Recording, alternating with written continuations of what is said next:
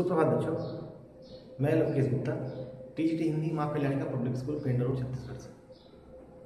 हम लोग पढ़ रहे हैं कक्षा 6 हिंदी के पाठ्यक्रम में एक पुस्तक लगी है बाल राम कथा। तो आज हम लोग पढ़ेंगे सोने का हिरण। तो जब ताड़का का वध हो जाता है और लक्ष्मण जो है वो जो शूर्पणखा होती है, शूर्पणखा के नाक और कान काट देते हैं जब वो सीता पर हमला करती है। तो विलाप करती हुई रावण के पास जाती है और रावण को बहुत ललकारती है। ठीक है, बताती है कि राम ने ऐसा किया तो मेरे भाई को बदला लो उससे। ठीक है, पहले रावण जो है उसको समझाता है कि तुम सब बात को भूल जाओ। ठीक है, लेकिन वो रावण को धिक्कारती है, तुम चूड़ियाँ पहन लो, ठीक है, तुम बदला नहीं ले सकते अपनी बहन का। उसको इस बात से रावण जो है क्रोधित हो जाता है। तो रावण जो है मारीच के पास जाता है और मारीच को बोलता है कि देखो मैंने एक योजना बनाई है, उस योजना में तुमको मेरे लिए काम करना है। तुमको सोने के हिरण का रूप धारण करना है और तुमको राम की कुटिया के आसपास घूमना है। और जब राम तुम्हें पकड़ने आए तो तुम उसको छका छका कर, मतलब पास में रहना, ज़्यादा दूर मत जाना। छका छका, जैसे पकड़ना करे फिर भाग जाना, जैसे पकड़ने करे फिर भाग जाना, ऐसे कर तुमको काफ़ी दूर ले जाना। ठीक है, तो इसके बाद मैं सीता का हरण कर लूँ, ऐसी उसने योजना बनाई। तो मारीच ने कहा कि राम तो बहुत शक्तिशाली है, कितने सारे राक्षसों को उन्होंने मार डाला है, मेरे को भी एक बार एक बाण मारा था तो मैं 100 योजन दूर जाके गिरा था, तो अब मैं तो ऐसे मारा जाऊंगा। तो रावण ने कहा अगर तूने मेरी बात नहीं मानी तो मैं तुझे मार डालूंगा। डर के मारे मारीच को रावण की बात माननी पड़ी। ठीक है, तो वो सोने के हिरण का वेश बनाता है और राम जी की कुटिया के आसपास पंचवटी में घूमता रहता है। देखिए आगे बात करते हैं। राम को कुटी से निकलते देखकर मायावी हिरण कुलांचे भरने लगा। ठीक है, वो जो हिरण था, जब सीता जी ने राम से कहा कि मुझे एक सोने का हिरण चाहिए, तो राम जब उसको पकड़ने के लिए गए तो जैसे ही राम कुटिया से बाहर निकले उसको पकड़ने के लिए, हिरण उसको राम जी को देखा और उसके बाद फिर कुलांचे भरने लगा, कूद कूद कर भागने लगा। ठीक है, राम को बहुत छकाया, राम को बहुत छकाया, मतलब पास में आता था, जैसे राम पकड़ने करते फिर भाग जाता था ऐसे करके। झाड़ियों में लुकता छिपता भागता और राम को कुटी से बहुत दूर ले गया। ऐसे लुकता छिपता भागता वो राम को बहुत दूर ले गया। राम को पकड़ने के बार बार प्रयास करते, पास में रहता, एकदम लगता कि बस अब हाथ में आ जाएगा, और जैसे ही हाथ आगे बढ़ाते फिर भाग जाता, लेकिन कभी भी इतना दूर नहीं जाता था कि राम उसको पकड़ न सके, पकड़ने की लालसा बनी रहे, ऐसी स्थिति में रहता था। राम जब भी उसे पकड़ने का प्रयास करते हुए भागकर और दूर चला जाता। हिरण चालाक था, वह इतनी दूर कभी नहीं जाता कि पहुंच से बाहर लगे। जब भी राम पकड़ने का प्रयास करते हुए भाग जाता था, लेकिन कभी बहुत चालाक था, कभी भी इतना दूर नहीं जाता था कि राम उसको पकड़ न सके। जैसे पकड़े तो भाग गया, बस पास में ही है, फिर आगे गए फिर भागा, ऐसे कर। राम के सारे प्रयास विफल हुए। अब राम ने अपनी तरफ से उसको पकड़ने का बहुत प्रयास किया, लेकिन वो विफल हो गए, असफल हो गए। विफल का मतलब होता है असफल, विफल समझते हैं। विफल का मतलब क्या है? असफल।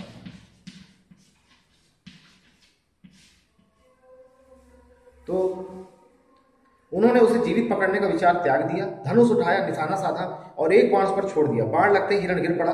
धरती पर गिरते ही मारीच अपने असली रूप में आ गया। अब जब राम बहुत देर तक उसको पकड़ नहीं पाए तो उन्होंने उसको जीवित पकड़ने का विचार त्याग दिया। ठीक है, धनुष उठाया, बाण लिया और एक बाण छोड़ दिया हिरण पर। जैसे ही बाण लगा, ठीक है, तो मारीच अपने असली रूप में आ गया। ठीक है, वो धरती पर गिर पड़ा हिरण, और उसके बाद हिरण, चूंकि मारीच हिरण का रूप धारण किया था तो वो असली रूप में आ गया। ठीक है, मारीच अपने असली रूप में आ गया। मारीच ने माया से केवल अपना रूप नहीं बदला था, आवाज ही बदल ली थी, अपनी आवाज राम जैसी बना ली थी। धरती पर पड़े हुए जोर से चिल्लाया, हा सीते हा लक्ष्मण। ध्वनि ऐसी थी कि जैसे बाण राम को लगा हो, वह सहायता के लिए पुकार रहे हो। बाण का प्रहार गहरा था, मारीच से अधिक देर तक सहन नहीं कर पाया, वह छटपटाता रहा, जल्दी उसके प्राण पखेरु उड़ गए। अब जब मारीच को बाण लगा तो मारीच जो है उसने माया से, जादू से केवल अपना रूप ही नहीं बदला था, बल्कि उसने अपनी आवाज भी राम के जैसे बना ली थी। अब जैसे ही उसको बाण लगा वह जोर से चिल्लाया, हा सीते हा लक्ष्मण। तो ऐसा लगा कि राम बहुत भारी कष्ट में है, बहुत भारी मुसीबत में है और सहायता के लिए चिल्ला रहे हैं, और ये बात दूर, ये आवाज दूर तक गई। ठीक है, अब चूंकि बाण जो लगा था मारीच को, उस घाव बहुत गहरा था, वो काफी देर तक छटपटाता रहा और उसके बाद उसके प्राण पखेर उड़ गए, मतलब उसकी मृत्यु हो गई, उसके प्राण निकल गए। रावण एक विशाल वृक्ष के पीछे खड़ा था, वह प्रसन्न था। रावण जो है पंचवटी की कुटिया जहाँ सीता जी थी, राम लक्ष्मण सीता तीनों थे, राम तो चले जा चुके थे, वो एक बड़े वृक्ष के पीछे जो है छुपा हुआ था। ठीक है, वह प्रसन्न था, उसकी चाल सफल हो गई थी। मारीच ने अपनी भूमिका अच्छी तरह निभाई थी। अब तक सब कुछ वैसा ही हुआ जैसा उसने सोचा था। उसे राक्षस अकंपन की बात याद आई। सीता का हरण हो तो राम के प्राण निकल जाएंगे, वह निशक्त हो जाएंगे। वह अगले चरण की तैयारी में जुट गया। अब रावण वहीं कहीं छुपा हुआ था। जब मारीच मरते ही उसने चिल्लाया, हा सीते हा लक्ष्मण, तो रावण को बड़ी प्रसन्नता हुई। रावण ने सोचा चलो मेरी जो योजना बनाई थी उसका एक चरण तो सफल हो गया, मारीच ने अपनी भूमिका बहुत अच्छे से निभाई। मरते मरते उसने बहुत अच्छा काम किया, ठीक है। अब मेरी दूसरी योजना पर मैं काम करूंगा कि मैं कैसे सीता का हरण करूंगा, क्योंकि उसको राक्षस अकंपन की बात याद आई। उसका एक राक्षस था अकंपन की बात याद आई कि अगर सीता का हरण हो जाए तो राम निशक्त हो जाएंगे, ठीक है, अपना जीवन त्याग देंगे। ये बात उसको याद आई, तो उसको लगा कि राम निशक्त हो जाएंगे। निशक्त माने क्या होता है? शक्तिहीन, निशक्त बिना शक्ति। निशक्त का मतलब क्या होता है? शक्तिहीन समझिए आप इसको, ठीक है, शक्ति ही नहीं रहेगी। उसके वियोग में राम जो है, ठीक है, अपना जीवन ही त्याग देंगे, ऐसा, ठीक है, शक्ति ही नहीं रहेगी उनके पास। मारीच की पुकार राम ने सुनी, वह पास ही थे, उन्हें समझने में देर नहीं लगी कि पुकार की मंशा क्या है, ठीक है। मायावी मारीच की पूरी चाल उनके सामने खुल गई। हिरण जानबूझकर भागता रहा उन्हें कुटिया से दूर ले जाने के लिए। वह षड्यंत्र का अगला चरण विफल करना चाहते थे। उनकी चाल में तेजी आ गई ताकि जल्दी कुटिया पहुंच सके। मारीच की पुकार राम ने भी सुनी, ठीक है, वो वही पास में थे, तो राम को उसकी मनसा समझने में देर नहीं लगी, ठीक है। मनसा का मतलब क्या होता है? मनसा का मतलब होता है इरादा, ठीक है। उसके ऐसा करने के पीछे क्या रहस्य था, क्या इरादा था, वो उस रहस्य को समझ गया, ठीक है।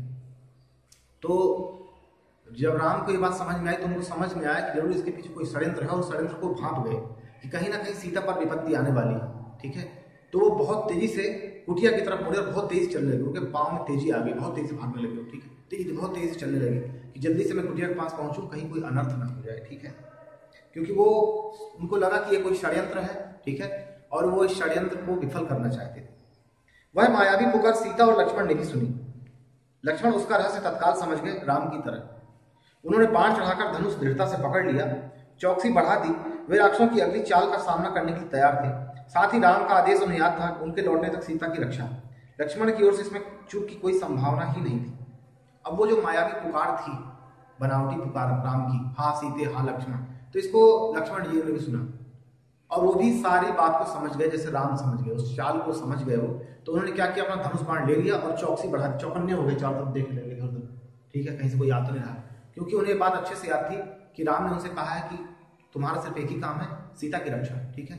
और राम के द्वारा कहे गए आदेश पर लक्ष्मण, ठीक है, कभी कोई कोताही नहीं बरत सकते, मुस्तैद रहेंगे उस पर, ठीक है। तो उन्होंने पूरी चौकसी बढ़ा दी और वो ध्यान रखने लग गए। उन्हें लगा कहीं ऐसा ना हो कि राक्षस हमला कर दें, ठीक है, और इस बारे में बहुत अच्छे से जानते थे, ठीक है। तो पूरे चौकस हो गए। वो भी राक्षसों की जो अगली चाल थी उसका सामना करने के लिए तैयार थे कि अगर ये तो एक चाल समझ में कि कोई चाल है, राम को तो कोई मार नहीं सकता, ठीक है, ये तो कोई चाल है पक्का, ठीक है। तो उन्होंने उस अगली चाल क्या हो उसके लिए तैयार हो गए, कहीं कोई दुर्घटना ना घट जाए उसके लिए पहले सतर्क हो गए। सीता वह आवाज सुनकर विचलित हो गई, घबरा गई, दौड़कर कुटिया के द्वार पर आई। उन्होंने लक्ष्मण से कहा, तुम जल्दी जाओ, जिस दिशा से आवाज आई है उसी ओर, तुम्हारे भाई किसी कठिन संकट में फंस गए हैं। उन्होंने सहायता के लिए पुकारा है, उनकी ऐसी कातर आवाज मैंने कभी नहीं सुनी, जाओ लक्ष्मण जल्दी। अब जब सीता जी ने सुना तो विचलित हो गई, हैरान हो गई, ठीक है, परेशान हो गई। विचलित का मतलब क्या होता है यहाँ पर? विचलित मतलब परेशान हो जाना, ठीक है। लोग बोलते हैं भाई आप विचलित मत होइए, घबराइए मत, परेशान मत होइए, लेकिन सीता जी विचलित हो गई, बहुत ज्यादा घबरा गई। उनको लगा कि राम किसी मुसीबत में, तो उन्होंने लक्ष्मण से कहा कि लक्ष्मण तुम्हारे भैया राम जो है, जरूर तुम्हारे भैया राम किसी मुसीबत में है, तुम जल्दी जाओ उसी ओर जिधर से आवाज आई है, ठीक है, उन्हें तुम्हारी सहायता की जरूरत है, तुम सब कुछ छोड़कर जल्दी जाओ उधर, ठीक है, क्योंकि राम की ऐसी कातर आवाज मैंने कभी नहीं सुनी, ठीक है ना। बात समझ में आ रही है आपको? ऐसी मर्म भरी, ठीक है। लक्ष्मण जी क्या कहते हैं, आप चिंता न करें माते, लक्ष्मण ने सीता को आश्वस्त करते हुए कहा, राम संकट में नहीं है, हो ही नहीं सकते, उनका कोई कुछ नहीं बिगाड़ सकता। हमने जो आवाज सुनी वह बनावटी है, मायावी राक्षसों की चाल है, मुझे कुटिया से दूर ले जाने के लिए। आप निश्चिंत रहें, भाई राम जल्दी ही आते होंगे। तो लक्ष्मण जी ने क्या कहा, आप चिंता ना करें माते, ठीक है, राम कभी मुसीबत में नहीं आ सकते, उनका कोई कुछ नहीं बिगाड़ सकता, ठीक है, कोई कुछ बिगाड़ ही नहीं सकता, आप निश्चिंत रहें, ठीक है, आप परेशान ना हो, शांत रहें, ठीक है, भैया जल्दी ही कुटिया की तरफ आते होंगे, ठीक है ना। और उन्होंने कहा क्या कि ये जो आवाज आपने सुनी है बनावटी आवाज है, राक्षसों की कोई चाल हो सकती है, ठीक है, तो आप घबराएं नहीं, बस थोड़ा देर इंतजार करें, भैया अभी आते हैं, ठीक है। सीता क्रोध से उबल पड़ी, अब सीता को बड़ा क्रोध आएगा ही, स्वाभाविक सी बात है। लक्ष्मण का इस घड़ी में इतना शांत होना उन्हें समझ में नहीं आया। राम की आवाज सुनकर भी वे यहीं खड़े रहे, सहायता के लिए नहीं गए। सीता को इसके पीछे षड्यंत्र दिखाई दिया। लक्ष्मण की चाल। लगा कि लक्ष्मण राम का भला नहीं चाहते, उनके हित ऐसी नहीं है। चाहते हैं कि राम ना रहें, मारे जाएं, ताकि राजपाट उन दोनों का हो जाए, उनके रास्ते का कांटा निकल जाए। अब जब लक्ष्मण जी ने सीता जी से कहा कि माते आप परेशान ना हो, आप मतलब सीता जी ने देखा कि लक्ष्मण जो इस बात को बहुत बहुत आसानी से ले रहे हैं, ठीक है, इतनी गंभीर बात है, राम मुसीबत में हो सकते हैं, लेकिन वो बहुत साधारण तरह से कह रहे हैं कि नहीं कुछ नहीं होगा उनको। तो सीता जी को बड़ा क्रोध आया, क्रोध से उबल पड़ी, ठीक है। उनको लगा कि ये जो लक्ष्मण है, ठीक है, ये इसकी जरूर कोई चाल है इसमें, इतना इसके भैया इतने परेशान हैं। हाँ सीधे हाँ लक्ष्मण उन्होंने आवाज लगाई और यहाँ से जाने का नाम नहीं ले रहा है। क्यों नहीं जाना चाहता है भाई? मैं कह रही हूँ कि जाओ अपने भैया की मदद करो, जाओ देखो नहीं क्या हो गया, तो नहीं जा रहा है, ठीक है, क्यों नहीं जा रहे हैं, ठीक है। उन्हें इसके पीछे कोई षड्यंत्र लगा कि लगता है ये राजपाट हथियाना चाहता है, ठीक है। ये दोनों कौन, दोनों भारत और ये दोनों मिले, जरूर ये भारत का कोई गुप्तचर जैसा है, ठीक है, यहाँ रह रहा है, ये चाहता है कि राम मारे जाए और सारा राजपाट इसका हो जाए, ठीक है। तो सीता को भयंकर गुस्सा आया, और सीता को गुस्सा आना स्वाभाविक है, क्योंकि जो स्त्रियाँ होती हैं, ठीक है, वो अपने पति के लिए बहुत समर्पित होती हैं। जरा सा भी उन्हें कष्ट हो तो उन्हें बहुत दुख होता है, ठीक है, और वो विचलित हो जाती है बहुत जल्दी, क्या करें क्या नहीं करें, बहुत ज़्यादा विचलित हो जाती हैं, और उनके हिसाब से कोई काम ना हो तो वो दोषारोपण करने पर भी पीछे नहीं हटती हैं, ठीक है, ऐसा होता है। तो उनको लगा कि ये जो लक्ष्मण है यही चाहते हैं कि राम जो है इनके रास्ते का कांटा, वो कांटा निकल जाए, तब ये दोनों भाई आराम से राज कर सके, ठीक है। तुम्हारा मन पवित्र नहीं है, कलुषित है। देखिए शब्द है कलुषित। कलुषित का मतलब क्या होता है? कलुषित का वैसे मतलब होता है काला, ठीक है, शाब्दिक रंग काला है और उसको आप मेहनत को, ठीक है। तुम्हारा मन बड़ा कलुषित है, ठीक है, तुम्हारे मन में काला है, तुम्हारे मन में दाग है, ऐसे लोग बोलते हैं, ठीक है। तुम्हारे मन में छल कपट है। कलुषित का मतलब क्या? तुम्हारे मन में छल है, कपट है, ठीक है। आगे देखिए, तुम्हारा मन पवित्र नहीं, कलुषित है, पाप है उसमें। मैं समझ सकती हूँ कि तुम अपने भाई की सहायता के लिए क्यों नहीं जा रहे हो। सीता ने यहां तक कह दिया कि कहीं वो भरत की गुप्तचर तो नहीं। देखिए कलुषित का यहाँ पर यही मतलब है कि सीता जी जो है वो ये कह रही है कि जो लक्ष्मण है उनके मन में पाप छिपा हुआ है, कपट है उनके मन में, कि अपने भाई की सहायता के लिए नहीं जाना चाहते हैं, जबकि राम जो है मुसीबत में है, तो क्यों नहीं जाना चाहते हैं, ठीक है। तो उनको लगा कि उन्होंने लक्ष्मण का, मैं समझ सकती हूँ तुम क्यों नहीं जा रहे हो, तुम्हारा मन कलुषित, तुम्हारा मन अपवित्र है, तुम्हारे मन में पाप है, तुम नहीं चाहते हो कि राम मुसीबत में फंसे रहें या उनको कुछ हो जाए, ठीक है, और तुम जो है आराम से राजपाट संभालो। कहीं तुम भरत गुप्तचर तो नहीं हो, ठीक है, उसके कोई एजेंट तो नहीं हो तुम, जो यहाँ रहकर ऐसा सब कर रहे हो। सीता जी ने इतनी भारी उलाहना दे दी उनको, ठीक है।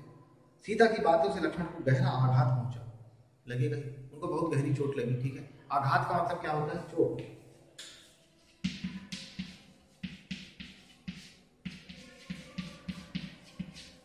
तो सीता जी की ये बातें सुनकर राम जो लक्ष्मण जी उनको बहुत चोट लगी, ठीक है, उनका मन बहुत दुखी हुआ, ठीक है, उनका हृदय छलनी हो गया। मतलब हृदय छलनी होना माने अत्यधिक दुख होना, मुहावरा है तरह का ही। पर उन्होंने पलट कर उत्तर नहीं दिया, संयम बनाए रखे। उन्होंने सीता जी को पढ़कर कुछ नहीं कहा, बल्कि संयम बनाए रखा, धैर्य रखा उन्होंने, ठीक है। सिर झुकाकर सब चुपचाप सुन लिया। वे सीता की पीड़ा समझ पा रहे थे, केवल इतना बोले, हे देवी, ये राक्षसों का छल है, खरदूषण के मारे जाने के बाद बौखला गए हैं, किसी तरह हमसे बदला लेना चाहते हैं, आप उनकी चाल में ना आए, वे कुछ भी कर सकते हैं, मुझ पर विश्वास करें, राम को कुछ नहीं होगा। तो उन्होंने क्या कहा? उन्होंने कहा, हे देवी, ये राक्षसों का छल है, खरदूषण जो राक्षस है, उनके मारे जाने के बाद ये राक्षस सब बौखला गए हैं और किस तरह हमसे बदला लेना चाहते हैं, ठीक है।